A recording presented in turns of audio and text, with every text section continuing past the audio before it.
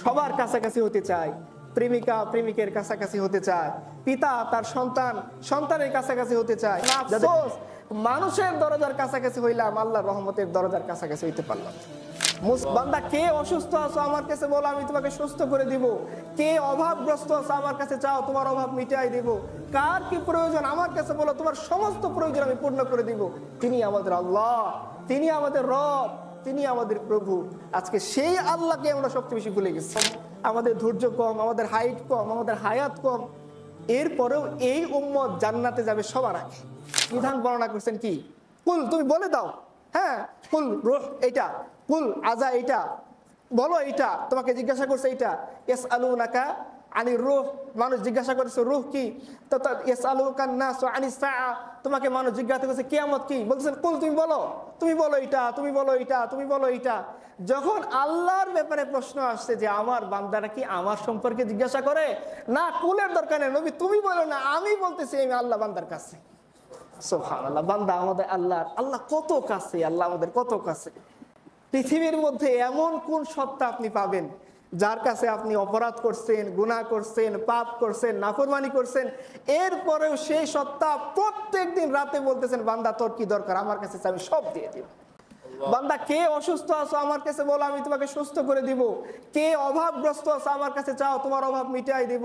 কার কি প্রয়োজন আমার কাছে বলো, তোমার সমস্ত প্রয়োজন আমি পূর্ণ করে দিব। তিনি আমাদের আল্লাহ, তিনি আমাদের রব, তিনি আমাদের প্রভু। আজকে সেই আল্লাহকে আমরা সবচেয়ে বেশি ভুলে গেছি, তাই না? সবার কাছাকাছি হতে চায়, প্রেমিকা প্রেমিকের কাছাকাছি হতে চায়, পিতা তার সন্তান সন্তানের কাছাকাছি হতে চায়। যাদের পিতৃ বাচ্চা আছে না, মনটা একবারে দুমড়ে মুচড়ে যায়। লাস্ট কবে সন্তানের মুখটা দেখছিলাম, ছোট্ট সন্তান 4-5 বছরে হাসে, এত মজা লাগে ভাই। আমার একটা সন্তান আছে, আমি জানি, যখন 4-5 বছরের মাসের সন্তান হাসে, মানে কলিজাটা দুমড়ে মুচড়ে দেয়, মনে হচ্ছে পুরো দুনিয়া তার জন্য দিয়ে দিই। এই সন্তানকে 4-5 দিন না দেখলে খুব কষ্ট লাগে, আমার লাগে, চোখে চোখে সন্তানের ছবিটা ভাসে। আর ছেলে সন্তান তো আরো বেশি মহব্বত, তো এত বেশি মহব্বত লাগে, এত বেশি। সন্তানকে না দেখলে আমি বেচैन হয়ে যাই। আমি আমার ওয়াইফ যদি সুন্দরী বউ থাকে কারো, সে বেচैन হয়ে যায়, অনেক দিন ধরে যায় না। তবলিগুলার এটা ভালো ফিল করতে পারবেন, তাই না? 40 দিন বাইরে থাকার পরে মনটা চাঁদে কবে যে শেষ হবে, কবে একটু বইয়ের দ্বারা হাজিরা দেবো। তো যদি আমাদের রূপবতী গুণবতী দিনদার বউ হয়, মন টানে, এগুলো দোষের কিছু না, আল্লাহ এটা দিয়েছেন, এটা বৈধ ভালোবাসা। সন্তানের প্রতি আপনি ভালোবাসবেন, মাকে আপনি ভালোবাসবেন, আপনি আপনার ওয়াইফকে ভালোবাসবেন, এগুলো বিনিময়ে আপনি নেকি পাবেন, কোনো সমস্যা নেই। কিন্তু সেই আল্লাহকে ভালোবাসবেন না, যে আল্লাহ ভালোবাসা দেওয়ার কারণে আপনার ওয়াইফকে আপনি ভালোবাসেন, যে আল্লাহ তার ভালোবাসা থেকে ভালোবাসা দান করার কারণে আপনি আপনার সন্তানকে ভালোবাসেন, যে আল্লাহ তার ভালোবাসা থেকে আপনাকে ভালোবাসা দান করার কারণে আপনার মা আপনাকে ভালোবাসে, সে আল্লাহকে ভালোবাসতে হবে না? একজন কবি খুব আফসোস করে বলছিলেন যে কিতনা বদনসিব হে वो जो करार तक ना पहुंचे दारे यार तक तो पहुंचे दिल यार तक ना पहुंचे। বলছে দেখেন কতটা দুর্ভাগা সে, যে তার সবচেয়ে, যে তাকে ভালোবাসে, যে তাকে মহব্বত করে, তার কাছাকাছি, তার নিকটে পৌঁছাইতে পারলো না। হ্যাঁ, তার দরজা পর্যন্ত পৌঁছাইছে, কিন্তু তার দিল পর্যন্ত পৌঁছাইতে পারলো না। আফসোস, কতটা আফসোস আমাদের জন্য, যে আল্লাহ তার রহমত থেকে আমাদেরকে রহমত দিলেন, তার ফজল এবং করম থেকে আমাদেরকে ফজল এবং করম দিলেন, তার ধৈর্য থেকে আমাদেরকে ধৈর্য দিলেন, সে আল্লাহর কাছাকাছি হইতে পারলাম না। আফসোস, মানুষের দরজার কাছাকাছি হইলাম, আল্লাহর রহমতের দরজার কাছাকাছি হইতে পারলাম। মুসা আলাইহিস সালাম এই উম্মতকে দেখতেছেন, তাকে বলা হয়েছে যে এরকম একটা উম্মত আসবে, তাদের হায়াত অনেক কম, তাদের ধৈর্য অনেক কম, তাদের ইস্তেকামাত কম। আপনারা জানেন যে নবী নূহ আলাইহিস সালাম কত বছর দাওয়াত দিয়েছেন, তাই না? আমাদের আদি পিতা আদম আলাইহিস সালাম কত বছর বাসেন, কত তিনি বড় লম্বা ছিলেন, আমরা খাটে হইতে হইতে 5 ফিটের মধ্যে চলে আসছি। তো এই যে আমাদের অবস্থা, আমাদের দেমাগ মেধাশক্তি কম, আমাদের ধৈর্য কম, আমাদের হাইট কম, আমাদের হায়াত কম, এরপরেও এই উম্মত জান্নাতে যাবে সবার আগে। এই উম্মতের নবীর জন্য জান্নাতের গেট বন্ধ থাকবে, কারোর জন্য দরজা খোলা হবে না। মুহাম্মদ রাসূলুল্লাহ গিয়ে দরজায় নক করবেন, ফেরেশতারা বলবে আপনার জন্য দরজা বন্ধ রাখছি, আমাদের জন্য নির্দেশ দেওয়া হয়েছে যেদিন আপনি নক করবেন ওই দিন দরজাটা খুলে দেওয়া হবে। রাসূল বুঝি একাই জান্নাতে চলে যাবেন, আমাদের নিয়ে যাবেন না? অবশ্যই রাসূল আমাদের জান্নাতে নিয়ে যাবেন। তো যে উম্মত এত বেশি দুর্বল, তার ইস্তেকামাত নেই, তার ধৈর্য নেই, তার ইলম কম, তার সবর কম, এত কম কম কম, তাহলে জান্নাতে আবার সংখ্যায় আরো বেশি কিভাবে হবে? কিভাবে সবার আগে জান্নাতে যাবে? মুসা আলাইহিস সালাম এই দৃশ্য দেখে আল্লাহকে বলছেন, আল্লাহ কিভাবে তারা এত বেশি বেশি পরিমাণে সফলতা লাভ করবে? আল্লাহ একটা এক্সাম্পল দিয়েছেন, হাদিসের কুদসির মধ্যে আসে। আল্লাহ বলছেন, দেখো একদল লোককে আমি কাজের মধ্যে লিপ্ত করলেন। আপনি ধরেন ফজর থেকে নিয়ে জোহর পর্যন্ত তারা কাজ করলো, সময়টা অনেক লম্বা না? জোহর থেকে আসর পর্যন্ত সময়টা আরেকটু খাটো, আসর থেকে মাগরিব পর্যন্ত সময়টা সব সময় এই সময়টা কি থাকে? খাটো থাকে। সবচেয়ে লম্বা কোনটা থাকে? ফজর থেকে নিয়ে জোহর পর্যন্ত সময়টা। তো বলা হচ্ছে হাদিসে কুদসির মধ্যে যে একদল লোক ফজর থেকে জোহর পর্যন্ত কাজ করলো, তাদেরকে 1 দিরহাম দেওয়া হলো, তারা চলে গেল। আরেকদল লোক জোহর থেকে আসর পর্যন্ত কাজ করলো, তাদেরকে 1 দিরহাম দেওয়া হলো, তারা চলে গেল।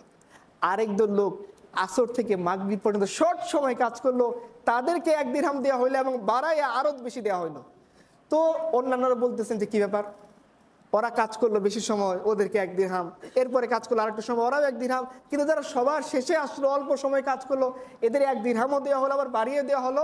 আল্লাহ বলতেছেন যালিকা ফাদলুল্লাহি ইউতিহি মাইয়াশা, কোনো প্রশ্ন করা চলবে না। আল্লাহ বলতেছেন আমি তোমাদেরকে কম দিছি? আপনি মনে করলেন যে একজন কর্মচারী সেট আপ করলেন যে 8 ঘন্টা ডিউটি করলে আপনি তাকে 800 টাকা দিবেন, সে রাজি হইলো, সে কাজ করলো, আপনি তাকে 800 টাকা দিয়ে বিদায় করে দিলেন। আরেকজন লোক 4 ঘন্টা কাজ করলো, আপনি তাকে 1600 টাকা দিলেন। এখন যে 800 টাকা দিয়ে যাকে বিদায় করে দিন, সে যদি বলে আমার কেন কম দিলেন, এ বলতে পারবে? কেন পারবে না? বাবা তোমাকে আমি বলছি 8 ঘন্টা ডিউটি, বেতন কত? 800 টাকা। তুমি 8 ঘন্টা ডিউটি করছো, 800 টাকা দিয়ে দিছি। এখন আমি পরের লোকরে 1600 দেন, 3200 দেন, এটা আমার কথা, আমার টাকা, আমার সময়, আমার সাথে যেভাবে চুক্তিবদ্ধ হয়েছে সেইভাবে তুমি প্রশ্ন করতে পারবে না। এবং ভ্যালিড আইনি দৃষ্টিকোণ থেকে কেউ প্রশ্ন করতে পারবে না যদি সে চুক্তি ঠিক করে কাজের মধ্যে আসে। তো আল্লাহ বলতেছেন যে ওইটা উম্মতে মুহাম্মদী, আর আমি নিজ অনুগ্রহে তাদেরকে বাড়াই দিলাম, তোমরা প্রশ্ন করার কি? তো মুসা আলাইহিস সালাম বলতেছেন, ইয়া আল্লাহ, এই উম্মত কিভাবে এত বেশি অগ্রগামী হবে? এ জান্নাতে অগ্রগামী হবে, সংখ্যায় অগ্রগামী হবে, তার আমল অগ্রগামী হবে। আল্লাহ তাআলা যখন রাগ করবেন তখন কে আগায় যাবে বলেন তো দেখি? আল্লাহ রাগ করছেন, কেউ কথা বলতেছে না। আমরা সবাই মিলে দৌড়াই গেলাম কার কাছে? আমাদের পিতা আদম আলাইহিস সালামের কাছে। বলে আল্লাহ, আদম আলাইহিস সালাম, হ্যাঁ আমাদের আদি পিতা, তোমার কাছ থেকে আমরা সবাই আসছি, তুমি জমিনের মধ্যে সবচেয়ে প্রথম মানুষ, আল্লাহ তোমাকে পাঠিয়েছেন জমিনের মধ্যে, তোমাকে আল্লাহ কিতাব দিয়েছেন, হিদায়াত দিয়েছেন, সন্তান সন্ততি দিয়েছেন, সব নবীদের বংশধারা তোমার কাছ থেকে আসছে। হে আমাদের পিতা, একটু সুপারিশ করুন। আমাদের পিতা কি বলবেন? আলাইহিস সালাতু ওয়াস সালাম, নাফসি নাফসি। আল্লাহ আজকে আমার সাথে এত রাগ করছেন যে এই রাগ তিনি আর কোনোদিন করেন না, আর কখনো করবেনও না। আমি আজ জানি না আজকে আমার কি হয়, আমি কিচ্ছু বলতে পারবো না। ঘুরে যাবেন, তাহলে কার কাছে যাব? এই যে অবস্থা আপনি তো দেখতেই পাচ্ছেন, ঘামের সাগরে হাবুডুবু খাচ্ছি, ওদিকে জেনাকারীদের শরীর থেকে দুর্গন্ধ আসতেছে, সহ্য হচ্ছে না।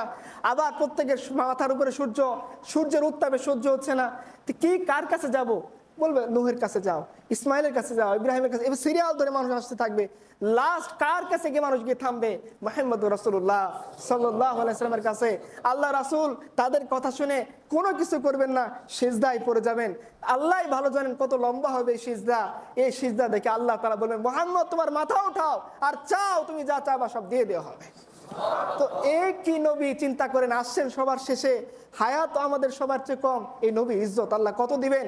যে আমাদের মাওলা, আমাদের রব যখন রাগ করবেন, এই রাগ থামানোর জন্য কে এগিয়ে যাবেন? মুহাম্মদুর রাসূলুল্লাহ সাল্লাল্লাহু আলাইহি ওয়াসাল্লাম। তার সিজদা থেকে মাথা ওঠানোর পর আল্লাহ তাকে বলবেন, তুমি চাও, যা চাও সব দিয়ে দেওয়া হবে। এবং মুহাম্মদুর রাসূলুল্লাহ একটাই বলবেন, উম্মতি উম্মতি উম্মতি, আমার এবং আপনার কথা বলে দিবেন।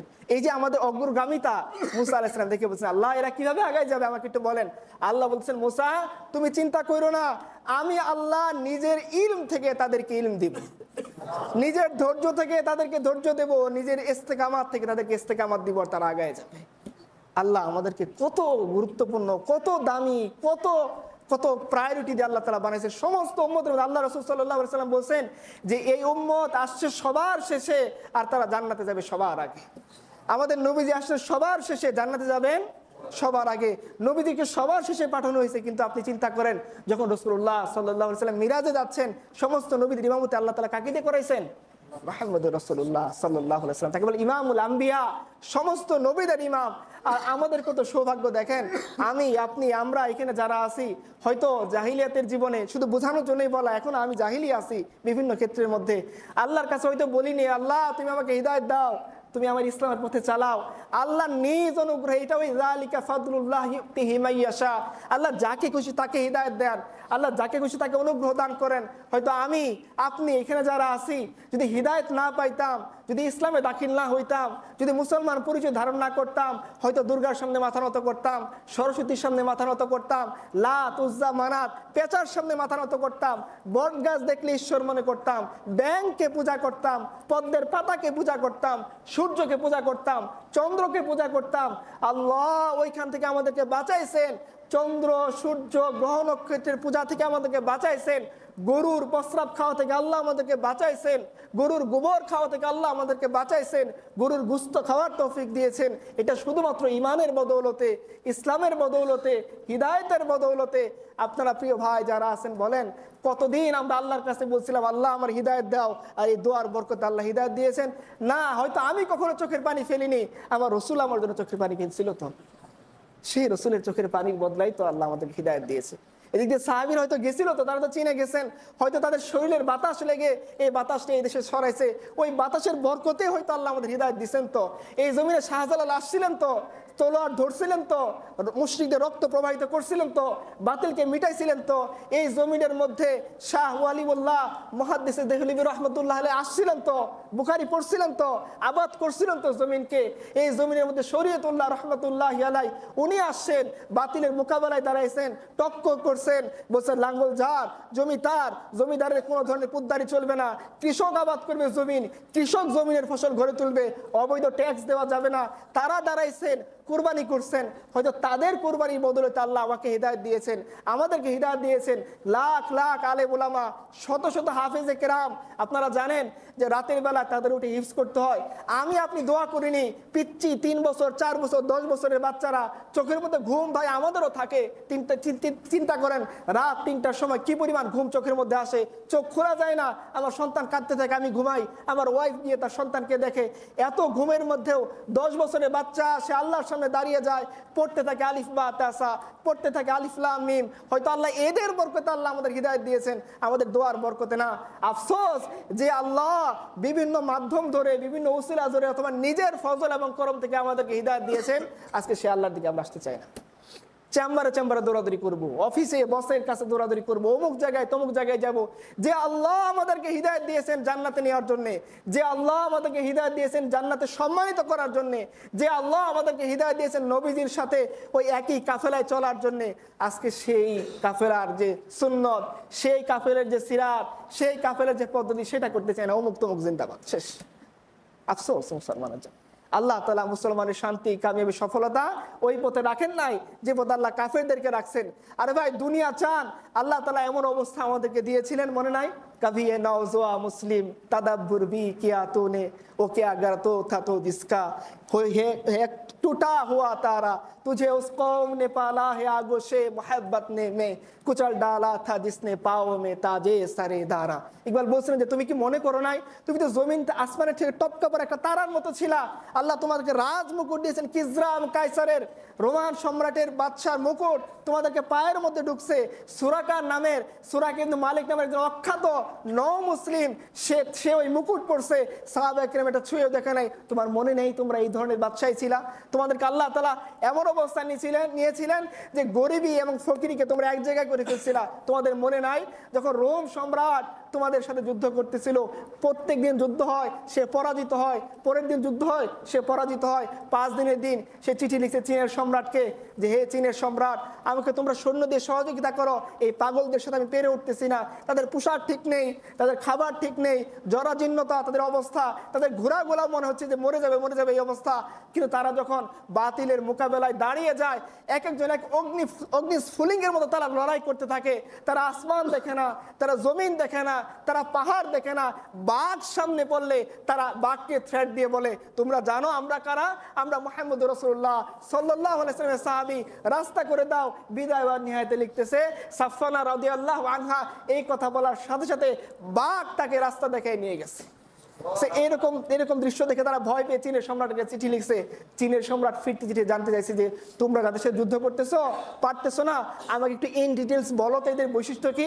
বলছে এরা যদি তাদের রাজপুত্র অপরাধ করে তাকে শাস্তি দেয়, এরা তাদের সেনাবাহিনীর লেফটেন্যান্ট কর্নেল মেজর এবং সেনাবাহিনীর একজন সৈনিক একজন সাধারণ মানুষ সোলজার একই প্লেটে বসে খাবার খায়, এরা কখনো নাইনসাফি করে না, তাদের মধ্যে আমিরি ফকিরের মধ্যে ভেদাভেদ নাই, তাদের আমির যেখানে বসে তাদের ফকির সেখানে বসে, ওরা মাটিতে বসে খাবার খায়, মাটিতে বসে দেশ পরিচালনা করে, মাটিতে বসে যুদ্ধ পরিচালনা করে। এবং তারা যখন শত্রুর মোকাবেলায় দাঁড়িয়ে যায়, আমাদের সৈন্যরা রাতের বেলা মদ নিয়ে জুয়া নিয়ে নর্তকী নিয়ে মত্ত থাকে, এইখানে প্রশান্তি খুঁজে। আর তারা তাদের সোলজাররা তাদের সৈনিকরা জায়নামাজ বিছিয়ে গুঞ্জরণ করতে থাকে, মৌমাছির মতো তাদের মধ্যে শব্দ হয়, তারা এক আল্লাহর কাছে সমাধান তালাশ করে। চীনের সম্রাট বলছে খবরদার, এই জাতির সাথে যুদ্ধ করে তোমরা বিজয় লাভ করার স্বপ্ন দেখো না।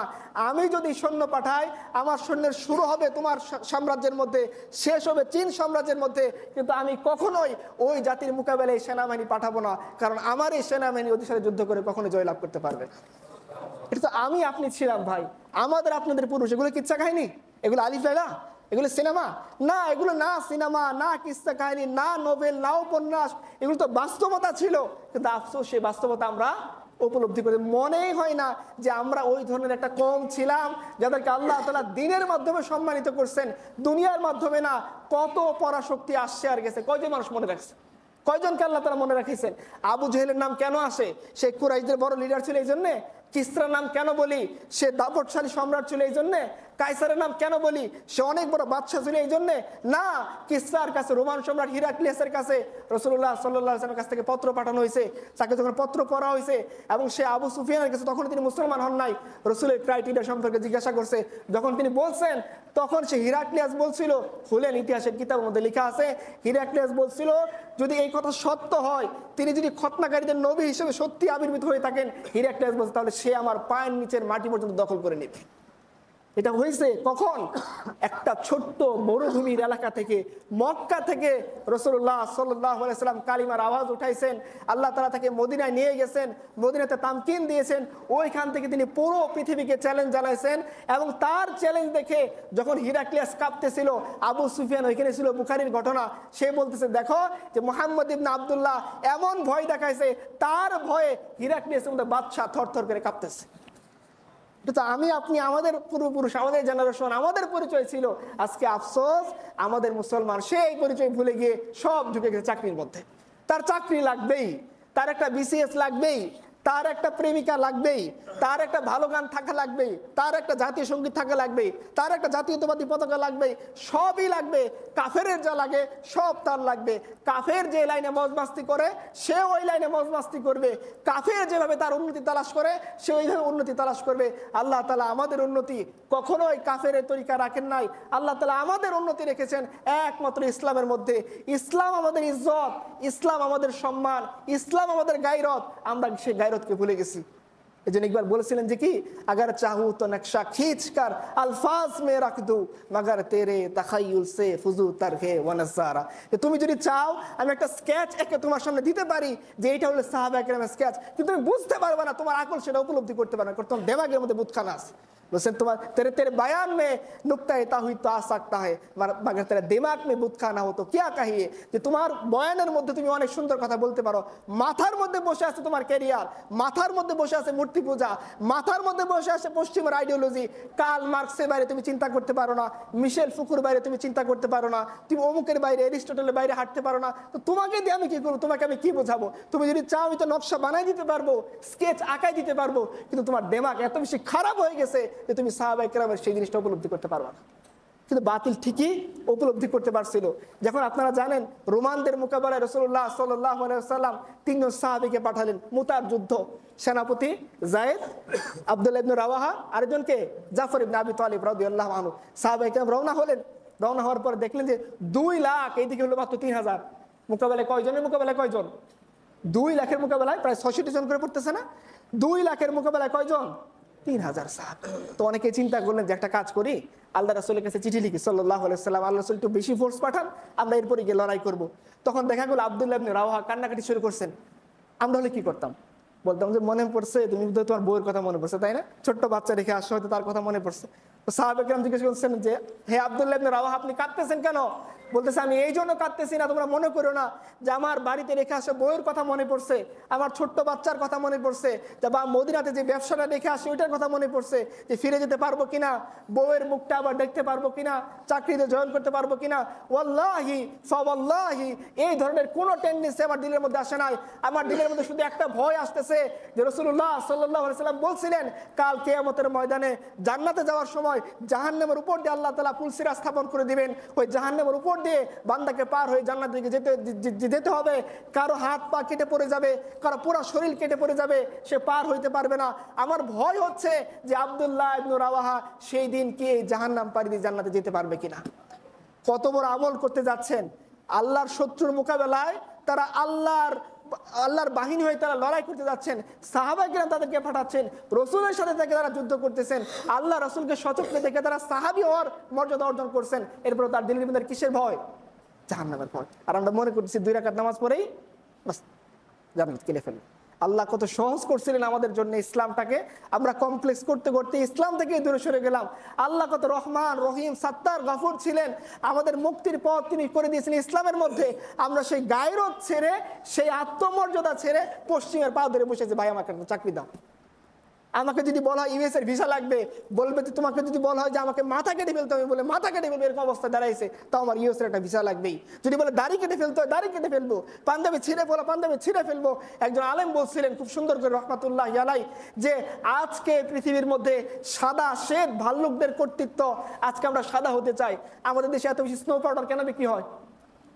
সাদা হতে চাই আমরা, it's possible, it's totally impossible. কোনোদিনই সম্ভব না আপনি এই সমস্ত রংচঙ্গা জিনিস মেখে সাদা হইতে পারেন, সম্ভব না।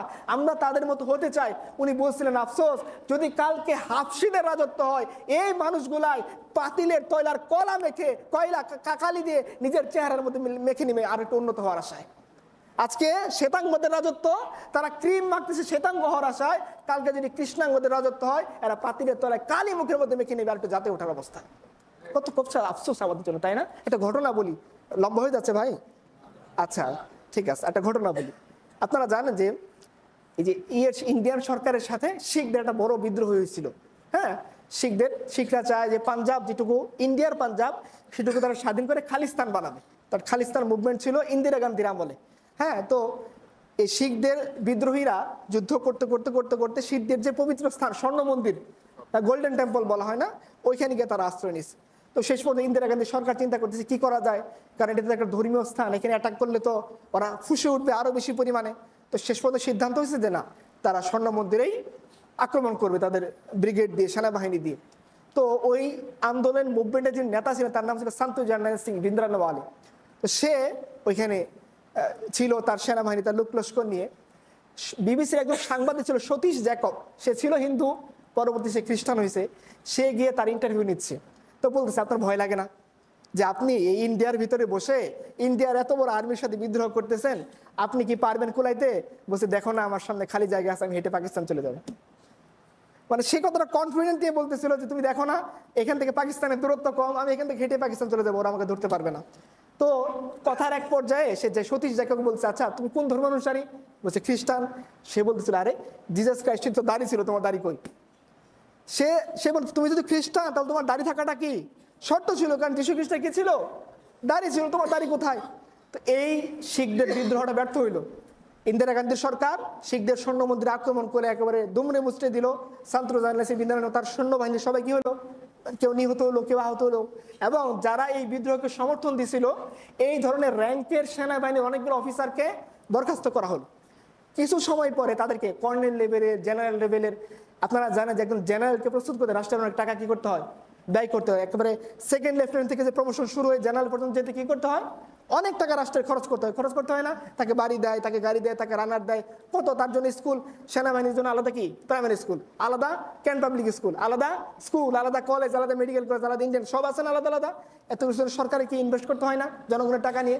তো কর্নেল পর্যায়ে বা জেনারেল, মেজর জেনারেল পর্যায়ে যারা হাই র্যাঙ্কের অফিসার ছিল, তাদেরকে ইন্ডিয়ান সরকারের পক্ষ থেকে প্রস্তাব দিয়েছে তোমরা একটা কাজ করো, তোমরা শুধু বলবা যে তোমাদের এই আন্দোলনটা ভুল ছিল।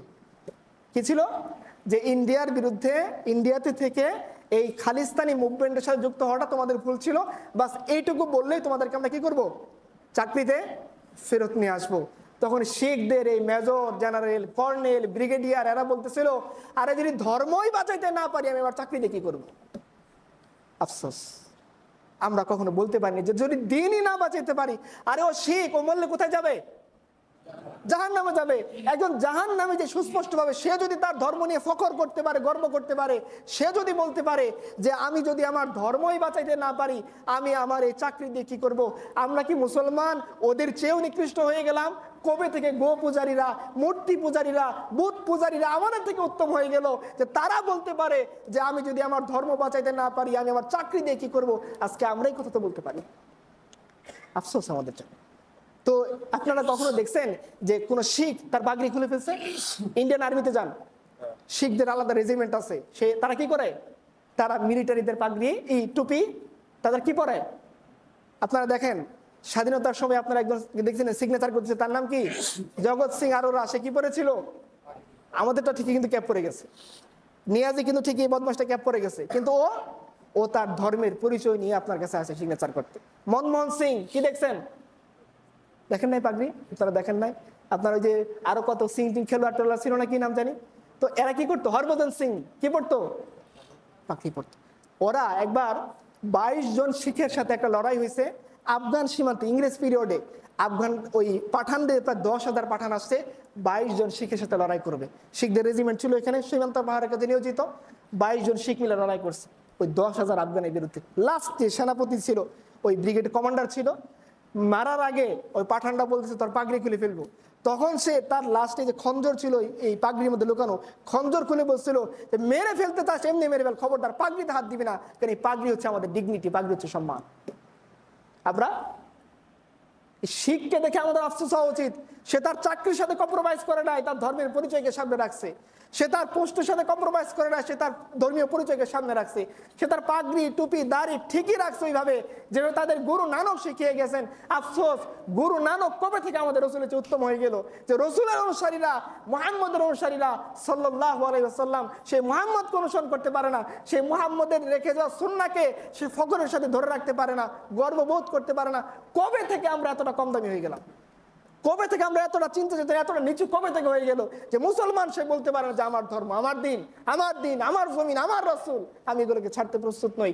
আমার যদি জবা করে দাও তারপর আমি বলবো না যে আমার নবীকে আমি ছেড়ে দেবো। আপনারা শোনেন নাই সাহাবী যায়েদ ইবনে দাসিনা আরো কত সাহাবী শুলিতে চড়াই দিছে, বলছে ভাই তোমার এখানে যদি আমি মুহাম্মদকে এনে উপস্থাপন করি, তোমার জায়গায় যদি মুহাম্মদকে রিপ্লেস করে দেই সাল্লাল্লাহু আলাইহি ওয়াসাল্লাম, তুমি কি মানবা যে তোমার বদলে মুহাম্মদকে ফাঁসি দেওয়া হোক? সে বলতেছে আরে আমার জায়গায় মুহাম্মদকে আনবা সেটা তো বহুত দূরের কথা, আমি জীবিত থাকবো আর রসুলের গায়ে একটা কাঁটা লাগবে এটা তো আমি বরদাস্ত করবো না। তাকে তুলে দেওয়া হয়েছে শুলির মধ্যে। তিনি কি বলতেছেন, ও বাবা গো দিন ছেড়ে দিলাম, আমাকে নামাও তাড়াতাড়ি, খুব ব্যথা লাগতেছে, আমি ধর্ম দিন ছেড়ে দিলাম, তোমরা যা বলবো সেটাই। ওয়ালাস্তু উবালি হিনা উকতালু মুসলিমান আলা আইয়ি জানবিন কানা লিল্লাহি মাসরাই ওয়া যালিকা ফি যাতিল ইলাহি ওয়া ইয়াশা ইউবারিক আলা সালিশিল বিন মুমাজ্জাই। আপনারা দেখেন তো এমন মৃত্যু, সে মারা যাচ্ছে, দুশমনরা তাকে শুলির উপরে চড়িয়ে দিয়েছে, প্রস্তাব দিয়েছে তোমার অল্টারনেটিভ মুহাম্মদকে আনবো, তুমি স্বীকার করো যে তোমার জায়গায় মুহাম্মদকে বসাইলে তুমি এখান থেকে চলে যেতে পারবা, স্বীকার করো যে তুমি মেনে নিবা তোমার জায়গায় মুহাম্মদকে আমরা কষ্ট দিব সাল্লাল্লাহু আলাইহি সাল্লাম। সেই মৃত্যুকে চাই নাই যে মৃত্যু মরার আগে নবীর সাথে গাদ্দারি শেখায়, যে মৃত্যু মরার আগে দ্বীনের সাথে গাদ্দারি শেখায়, যে মৃত্যু মরার আগে আল্লাহর সাথে গাদ্দারি শেখায়, সেরকম মৃত্যু চাইনি। সে খুশি মনে দুশমনের দেওয়া মৃত্যুকে বরণ করেছে এবং দুশমনকে লক্ষ্য করে বলতেছে তুমি কি মনে করছো আমি নাকাম হয়ে গেছি? আর আমি মুসলমান অবস্থায় মারা যাচ্ছি, আর আমি যদি এই অবস্থায় মারা যাই আল্লাহ আমার প্রত্যেকটা টুকরার মধ্যে বরকত দিয়ে দিবেন। রাসূলুল্লাহ সাল্লাল্লাহু আলাইহি ওয়াসাল্লামের চাচা হামজা রাদিয়াল্লাহু আনহা তিনি উহুদের যুদ্ধে শহীদ হয়ে গিয়েছেন, তার লাশকে কেটে টুকরো টুকরো করা হয়েছে, নাক কাটা হয়েছে, কান কাটা হয়েছে, শেষ পর্যন্ত তার কলিজাকে বের করে সে ক্ষোভ মেটানোর জন্য চিবিয়ে ফেলে দেওয়া হয়েছে। রাসূলুল্লাহ সাল্লাল্লাহু আলাইহি ওয়াসাল্লামের সামনে এই লাশ যখন নিয়ে যাওয়া হয়েছে, আল্লাহ রাসূল বলতেছে এই লাশ আমি নিব না, শুধুমাত্র সোফিয়ার কষ্ট হবে যদি এই ধারণা আমার মাথায় না আসতো, আমি এই লাশকে উহুদের ময়দানে ফেলে যেতাম, কুকুরে খাইতো, শৃগালে খাইতো, বন্য প্রাণীয়ে খাইতো, আর আমি আল্লাহর কাছ থেকে কিয়ামতের দিন হামজার লাশকে বুঝে নিতাম। হামজা এমন অবস্থায় উঠবে যে সে আল্লাহর জন্য নিজের হাত কুরবানি করছে, পা কুরবানি করছে, চোখ কুরবানি করছে, কলিজা কুরবানি করছে, তাকে টুকরো টুকরো করে কেটে ফেলা হয়েছে। যায়েদ ইবনে দাসিন এমন অবস্থায় উঠবে দিনের উপর অটল থাকার জন্য তাকে শরীরে চড়িয়ে দেওয়া হয়েছে। আমাদের মুসা ইবনে উমায়ের প্রিন্স এমন অবস্থায় উঠবেন, তার হাত কেটে ফেলা হয়েছে, জান্ডা বাম হাতে নিছেন, বাম হাত কেটে ফেলা হয়েছে, বাহুতে নিছেন, বাহু কেটে ফেলা হয়েছে, দাঁত দিয়ে ইসলামের ঝান্ডাকে আঁকড়ে ধরে রাখছেন। আব্দুল্লাহ ইবনে রাওয়াহা রাদিয়াল্লাহু আনহু গোশত খেতে যাচ্ছেন, বলতেছেন যে তুমি একটু গোশত খেয়ে শরীরে শক্তি বাড়িয়ে নাও। সে বলতেছে আমার পূর্ববর্তী সেনাপতিদের কি অবস্থা? বলছে তারা শহীদ হয়ে গেছেন। বলছে তারা যদি শহীদ হয়ে যায় তাহলে আমার গোশত খাওয়ার কি মানে আছে? ফেলে দিয়ে চলে যাচ্ছেন। উহুদের ময়দানে একজন সাহাবী এসে বলছে ইয়া রাসূলুল্লাহ, এমন কোন আমল আছে যে আমল দেখে আল্লাহ তাআলা হাসেন, আমাকে একটু বলে দেন। সুবহানাল্লাহ, রাসূলুল্লাহ সাল্লাল্লাহু আলাইহি ওয়াসাল্লাম বলতেছেন যে তুমি যখন বর্ম ছাড়া শত্রুর মধ্যে ঢুকে পড়বা, যুদ্ধ করতে করতে শহীদ হয়ে যাবা, আল্লাহ তাআলা তোমার এই আমল দেখে হাসতে থাকবেন। বান্দা এই কথা শোনার পরে রাসূলের মুখে তার শরীরে বর্ম ছিল খুলে ফেলে দিয়েছেন, শত্রু বাহিনীর মধ্যে যুদ্ধ করতে করতে শহীদ হয়ে গিয়েছেন। এই না মৃত্যু, যে মৃত্যুতে আল্লাহ হাসেন। যখন জাবির ইবনে আব্দুল্লাহর পিতা আব্দুল্লাহ রাদিয়াল্লাহু আনহু আল্লাহর কাছে চলে গেছেন উহুদের ময়দানে যুদ্ধ করতে করতে, আল্লাহর সাথে তার কথা হচ্ছে, রাসূলুল্লাহ সাল্লাল্লাহু আলাইহি ওয়াসাল্লাম বলছেন প্রত্যেকটা মানুষের সাথে আল্লাহ আড়ালে কথা বলেন, আর জাবির শুনে রাখো তোমার পিতার সাথে আল্লাহ পর্দা ছাড়া সরাসরি কথা বলছেন। কথা বলছেন বলছি আল্লাহ তোমার জন্য জীবন দিব, আবার দুনিয়াতে পাঠাবা, আবার জীবন দিব। আল্লাহ বলতেছেন এটা তো সম্ভব না, নিজাম হইলো তুমি একবার দুনিয়াতে আসলে তোমাকে আবার পাঠানো হবে না। বলতেছে আল্লাহ তাহলে তুমি আমাকে যে বড় নিয়ামত দিছো দুনিয়াবাসীকে সেটা জানিয়ে দাও। তখন আল্লাহ আয়াত নাজিল করে দিলেন ওয়ালা তাহসাবান্নাল্লাযীনা কুতিলু ফী সাবিলিল্লাহি আমওয়াত বাল আহইয়াউন ইনদা রাব্বিহিম ইরসাকুন, যে যারা আল্লাহর রাস্তায় মরে যায় তাদেরকে মৃত বলো না, তারা চিরদিনের জন্য অমর হয়ে গেছে। আমিও মরে যাব, তারাও মরে গেছেন, আমিও সেজদা করব, তারাও সেজদা করছেন। এর ওনার হচ্ছেন সাহাবী। আর আমি আল্লাহ রাসূল সাল্লাল্লাহু আলাইহি ওয়াসাল্লাম জাতুর রিকার যুদ্ধ থেকে ফিরতেছেন, ফিরে রাতের বেলায় একটা জায়গায় যাত্রা বিরতি দিয়েছেন। তো দুজন সাহাবীকে বলছেন তোমরা একটু গার্ড হিসেবে একটু পাহারা দাও, যাতে আমাদের উপর শত্রুরা অতর্কিত গাছফানি গোত্র অতর্কিতভাবে আক্রমণ করতে না পারে। তো দুজন সাহাবী, হ্যাঁ, আম্মারা রাদিয়াল্লাহু আনহা এবং আম্মার ইবনে ইয়াসির রাদিয়াল্লাহু আনহা, দুজন সাহাবীকে আল্লাহ বলছেন তোমরা দায়িত্ব পালন করো। আম্মারা এবং আম্মার রাদিয়াল্লাহু আনহু তারা চিন্তা করতেছেন যে আমরা দুজনে একই সাথে ডিউটি না করে আমরা ডিউটিটা ভাগ করে নিই, তুমি রাতের অর্ধেক অংশ পাহারা দিবা, আমি রাতের অর্ধেক অংশ পাহারা দিব। ঠিক আছে। আম্মারা রাদিয়াল্লাহু আনহুর ভাগে রাতের প্রথম অংশ পড়ছে, আর আম্মার ইবনে ইয়াসিরের ভাগে রাতের শেষ অংশ পড়ছে। তো আম্মার রাদিয়াল্লাহু তাআলা আনহু পাহারা দিচ্ছেন, এই বডিগার্ড হিসেবে কাজ করতেছেন সাহাবীদের কাফেলার মধ্যে। তো তার কাছে মনে হয়েছে সারা রাত এভাবে দাঁড়িয়ে না থেকে যে পরীক্ষা দিয়ে শত্রু আসার সম্ভাবনা আছে ওইখানে আমি রেখে কিবলাকে সামনে দাঁড়িয়ে একটু নামাজ পড়তে থাকি। তিনি নামাজে দাঁড়াইছেন, গাতফানিদের এক মুশরিক আসছে তাদেরকে ধরতে, এসে দূর থেকে দেখে একটা লোক এখনো জেগে আছে এবং সে নামাজের মধ্যে দাঁড়ায় গেছে। ওরা তো জানে যে মুসলমান নামাজের মধ্যে দাঁড়াইলে আর দুনিয়ার হোশ থাকে না। সে দূর থেকে তীর নিক্ষেপ করছে, একটা তীর সার শরীরে এসে লাগছে, তিনি পড়তেছেন, তো দেখে যে রুকুতে গেছে আরেক তীর মারছে, সেজদায় গেছে আরেক তীর মারছে, পরপর তিনটা তীর মারছে। নো বানোয়াট কাহিনী, সহি কাহিনী, প্রমাণিত কাহিনী আমি বলতেছি। তো ওই কাহিনী যখন তার শরীরে তিনটা তীর লাগছে, তিনি শান্ত শিষ্টভাবে নামাজ শেষ করছেন। যখন নামাজ শেষ করে তিনি ওই আম্মার ইবনে ইয়াসিরকে ডাকছেন যে উঠেন, আমার তীরগুলো একটু খুলে দেন, আমি তো একটা টান দিয়ে খুলতে পারতেছি না, শরীর থেকে টকবক করে গল গল করে রক্ত পড়তেছে। আম্মার ইবনে ইয়াসির বলছেন ভাই আপনি তো আমাকে আরেকটু আগে ডাকলেই পারতেন। বলছে ভাই আমি এমনভাবে নামাজ পড়তেছিলাম, এমনভাবে তিলাওয়াত করতেছিলাম যে আমার দিল মনে চাইতেছিল যে আমি সূরাটা শেষ করে তবেই রুকুতে যাই। রুকু দিকে মনে হচ্ছিল যে আমি তো আমার আল্লাহর প্রশংসা পড়তেছি সুবহানা রাব্বিয়াল। আর যখন সিজদায় গেছি তখন বলছে আমি তো আমার রবের সবচেয়ে কাছাকাছি আছি, এই জন্য আমি আমার কিরাতকে লম্বা করছি, আমি আমার রুকুকে লম্বা করছি, আমি আমার সেজদাকে লম্বা করছি। আর দুশমন এর মধ্যে আমাকে আঘাত করে ফেলছে, আমার একটু আঘাত লাগে নাই। উনিও নামাজ পড়ছেন, আমিও নামাজ পড়ি, আমার নামাজের মধ্যে দুনিয়ার সব হিসাব থাকে। আর ওনার औरों ने भी सजदा किया पर इस सजदा का अजब अंदाज है, उन्होंने वो सजदा किया जिस पर खुदा का नाज है। কবি বলছেন যে অনেকেই তো সেজদা করে কিন্তু এই সেজদার একটা আজব মূল্য আছে। আরে উনি এমন সেজদা করছেন যেটা দেখে আল্লাহ আনন্দিত বোধ করেন। আর আমার সেজদা দেখে ইমাম আহমদ ইবনে হাম্বল রাহমাতুল্লাহি আলাইহি তার কিতাব সালাতের মধ্যে একটা হাদিস আনছেন, বলছেন যে কিয়ামতের দিন একদল বান্দা উপস্থিত হবে, নামাজি থাকবে, নামাজি নামাজ পড়ে যাবে, আল্লাহ সুবহানাহু ওয়া তাআলা তার নামাজকে পুটলার মধ্যে ভরে তার মুখের মধ্যে ছুঁড়ে মারবেন না। উহুদ পাহাড় পরিমাণ আমল নিয়ে যাবে, তিহমার শুভ্র পর্বতমালার মতো। আল্লাহ বলছে ওয়া কাদিমনা ইলা মা আমিলু মিন আমাল ফাজআলনাহু হাবাআন মানসুরা। উহুদ পাহাড় পরিমাণ, তিহমার শুভ্র পর্বতমালার সমপরিমাণ, হিমালয় পরিমাণ আমল নিয়ে যাবে। আল্লাহ বলতেছেন আমি তার সমস্ত আমলকে ধুলাই পরিণত করে দিব। আফসোস, না জানি আমরাই সে অভাগ্য হই, আমল নিয়ে উপস্থিত ছিলাম, আল্লাহ আমাকে ধুলাই পরিণত করে দিলেন। আর একদল মানুষ থাকবে, আবু হুরায়রা রাদিয়াল্লাহু আনহুর হাদিস, পর্দার আড়ালে বান্দাকে নিয়ে যাওয়া হবে, তাকে তার গুনাহ দেখানো হবে, সে দেখবে আল্লাহ এত গুনাহ, এই গুনাহ তো আমার পক্ষে মাপ পাওয়া সম্ভব না। সে সিজদায় পড়ে যাবে, সে সিজদা থেকে মাথা উঠাবে, আল্লাহ জিজ্ঞাসা করবেন কেন সিজদা দিলি? বলছে আল্লাহ এই গুনাহ তো আমার পক্ষে মাপ করা সম্ভব না, তোমার রহমত যদি হয়। এরপর আল্লাহ তাকে নেকি দেখাবেন, সে সিজদায় পড়ে যাবে, সিজদা থেকে মাথা উঠানোর পর আল্লাহ সব জানেন, তারপরে জিজ্ঞাসা করবেন কেন তুই সিজদা দিলি? বলে আল্লাহ এই আমল তো আমি করতে পারি নাই, আমি না গুনে গুনে সুবহানাল্লাহ আলহামদুলিল্লাহ বলছিলাম, তুমি না এটাকে 7 থেকে 700 গুণ বাড়ায়া আজকে পাহাড়ের পর্বত পরিমাণ সমান আমার আমলনামা করে দিছো, তোমার দয়া ছাড়া তো আমল আমি করতে পারতাম না। আল্লাহ এত খুশি হবেন, বলবেন যা বান্দা আমি তোকে ডান হাতে আমলনামা দিয়ে দিলাম। আবু হুরায়রা বলতেছেন আফসোস, মানুষ তো জানে না পর্দার আড়ালে কি ঘটলো। আল্লাহ এত বেশি রহমান রহিম, যখন বান্দার আমলে কমতি পড়বে কে আসবে না গিয়ে? আল্লাহ রহমত গিয়ে আসবে। যখন কে কথা বলতে পারবে না কাকে আল্লাহ এগিয়ে দিবেন? মুহাম্মদ রাসূলুল্লাহকে। যখন দরজা বন্ধ থাকবে আল্লাহ মুহাম্মদ রাসূলুল্লাহকে দিয়ে দরজা ওপেন করে দিবেন। তিনি আল্লাহ, তিনি ইসলাম পাঠিয়েছেন আমার আপনার জন্য, আমার আপনার সৌন্দর্যের জন্য, আমার আপনার কামিয়াবির জন্য, শুধু দুনিয়াতে না, যখন আখিরাতে প্রত্যেকটা কাফিরকে ধরে ধরে আল্লাহ তাআলা আলাদা করে দিবেন। ওয়ামতাজুল ইয়াউমা আইয়ুহাল মুজরিমুন, জালিমের দল আলাদা হয়ে যাও, আল্লাহ আলাদা করে দিবেন। আল্লাহ আপনাকে লাগবে হিজবুল্লাহদের মধ্যে, আল্লাহর দলের মধ্যে, সাহাবায়ে কেরামের মধ্যে, রাসূলুল্লাহ সাল্লাল্লাহু আলাইহি ওয়াসাল্লামের কাফেলায়। সেই কাফেলায় যুক্ত হতে চান না আপনারা? ভাই দুনিয়াতে গান শুনতে মজা অবশ্যই লাগে, আমি স্বীকার করি। গানের মধ্যে শয়তান একটা মজা দিয়ে দেয়, নারী বেগানা নারী মজা, এটা মজা আমি স্বীকার করি। আমি স্বীকার করি যে হারাম জিনিসের প্রতি আমাদের প্রবৃত্তির আকর্ষণ আছে, আল্লাহ আমাদের এভাবে বানাইছেন। কিন্তু আপনি কি জান্নাতের গানটা শুনতে চান না? আপনি কি জান্নাতে যেতে চান না? যে আমরাও তো গান শুনবো না? अरे तो हशर का दिन होगा मालूम कि जीता कौन और हारा कौन, और हम सोए हशर चलेंगे शाह अबरार के साथ, काफिला होगी रवा काफिला सलार के साथ। ये तो तैबा का मोहब्बत का असर है, वरना कौन रोता है लिपट कर दारो दीवार के साथ। शायद हम भी सुनेंगे कोई रातें रंगी, दर मुलाकात होगी शायर दरबार के साथ। বলছেন কবি বলছেন যে একদিন, আরে হাসরের দিন তো আল্লাহ তাআলা ফয়সালা করে দিবেন যে কে কামিয়াব ছিল কে নাকামিয়াব ছিল। আরে ভাই আমরা যখন দিলের মধ্যে আমাদের চাহিদা আছে, আমরা যুবক মানুষ, দরজা বন্ধ করে ঘরে বসে রাখা, কান্নাকাটি করা কঠিন। ওইদিকে মানুষ চলে যাচ্ছে দুনিয়ার পিছনে, আমার বন্ধু তার প্রেমিকার দিনে চলে যাচ্ছে মজ মাস্তি করতে, আমার অমুক বন্ধু চলে যাচ্ছে বিসিএসবি বড় বড় জায়গায় আমেরিকায় চলে যাচ্ছে, খুব কঠিন নিজের দিলকে ধরে রাখা।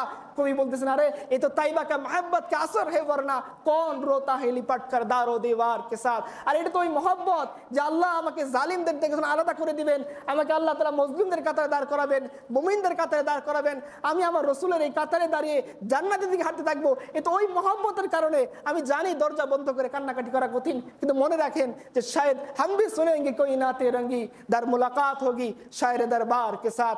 আমরাও সেদিন মজার মজার গান শুনবো, কাফেরা জাহান্নামের আগুনের মধ্যে চিৎকার করতে থাকবে, আর আমরা সুন্দর হুরপুরিদের গান শুনতে শুনতে, ইস্তেকবাল শুনতে শুনতে। আল্লাহ তাআলা বলতেছেন যে যখন মুমিনরা মারা যাবে আল্লাহ তাআলা ফেরেশতা পাঠাবেন, ফেরেশতারা বলবেন কি নাহনু আউলিয়াউকুম ফিল হায়াতিদ দুনিয়া ওয়া ফিল আখিরা ওয়া লাকুম ফিহা মা তাশতাহি আনফুসুকুম ওয়া লাকুম ফিহা মা তাদউন নুজুলাম মিন গফুরির রহিম। যে তুমি ভয় পেও না, দুশ্চিন্তাগ্রস্ত হই না, আমরা আযাবের ফেরেশতা না, তোমাকে পিটানোর জন্য আসেনি, তোমাকে ধমকানোর জন্য আসেনি, তোমার রূহকে টেনে হিঁচড়ে নিয়ে যাওয়ার জন্য আসেনি। আল্লাহ আমাদেরকে পাঠাইছেন এবং আল্লাহ বলে দিয়েছেন আমরা দুনিয়াতেও তোমার সঙ্গী, আখিরাতেও তোমার সঙ্গী, জান্নাত পর্যন্ত আমরা ইস্তেকবাল করতে করতে তোমাকে জান্নাতে পৌঁছাই দেব। ভাই ওই জিনিসের জন্যই তো আপনাকে একটু খামচি ধরে পড়ে থাকতে হবে, ওই কাফেলায় যাওয়ার জন্যই তো আপনাকে একটু গান থেকে বিরত থাকতে হবে, ওই কাফেলার জন্যই তো আপনাকে হারাম প্রফেশন ঘুষ দিয়ে যাওয়া যাবে না, ওই কাফেলায় শরীক হওয়ার জন্য তো আপনি দিনের মধ্যে মাটি খামচে আঁকড়ে ধরে পড়ে থাকবেন। একজন শিখ সে যদি তার ধর্মের উপর অটল থাকতে পারে, একজন গরুর মূত্র পান করনেওয়ালা হিন্দু যদি তার দিনের উপর অটল থাকতে পারে, আপনি কেন পারবেন না? যিনি সমস্ত মানুষের মধ্যে শ্রেষ্ঠ মানুষ, যিনি সমস্ত নবীদের মধ্যে শ্রেষ্ঠ নবী, যিনি সমস্ত নবীদের ইমাম, তার অনুসারী হওয়ার পরেও আল্লাহ তাআলা যে দিনকে একমাত্র দিস ইজ দা ওয়ে হিসেবে পুরা মানব জাতির জন্য পাঠাইছেন, সেই দিনের অনুসারী হওয়ার পরেও কেন আপনি দাঁতে দাঁত লাগিয়ে মাটি খামচে ধরে আঁকড়ে ধরে পড়ে থাকতে পারবেন না? কেন দিনের ভিতরে সেই আগুনটা পুষে রাখেন। ইনশাআল্লাহ আমাদের সেই ছোট্ট ইমানি আগুনটাকে আমরা নিয়ে যখন আল্লাহর সামনে দাঁড়াবো, হইতে পারে হামজার মতো আমল আমার না, হইতে পারে যায়েদ ইবনে দাসিনার মতো আমল আমার না, হতে পারে জাফর ইবনে আবি তালিবের মতো আমল আমার না। আমি আল্লাহর বান্দা, তো আল্লাহর কাছে ফিরে আসতে দেরি হয়েছে, ফিরে আসছি তো, হিদায়াতের রাস্তায় উঠছি তো, আল্লাহ তাআলা নবী সাল্লাল্লাহু আলাইহি ওয়াসাল্লামের কাফেলা আমাকে যুক্ত করে দিয়েছেন, তো ইনশাআল্লাহ সেই কাফেলা আল্লাহ রাসূল নিয়ে যখন রওনা দিবেন আমরা শেষ গন্তব্য জান্নাতে গিয়ে পৌঁছাবো ইনশাআল্লাহ। আল্লাহ আমাদের সেই ইমানি আগুনটাকে ধরে রাখার তৌফিক দান করুন, আমাদেরকে প্রতিকূল পরিবেশে দিনের উপর অটল থাকার তৌফিক দান করুন, ইসলামের পরিচয়কে ধারণ করে আল্লাহ তাআলার সামনে সাক্ষাৎ হওয়ার তৌফিক দান করুন। আল্লাহ আমাদের সবাইকে কবুল করে নিক। ওয়া আখিরু দাওয়ানা আলহামদুলিল্লাহি রাব্বিল আলামিন। আসসালামু আলাইকুম ওয়া রাহমাতুল্লাহ।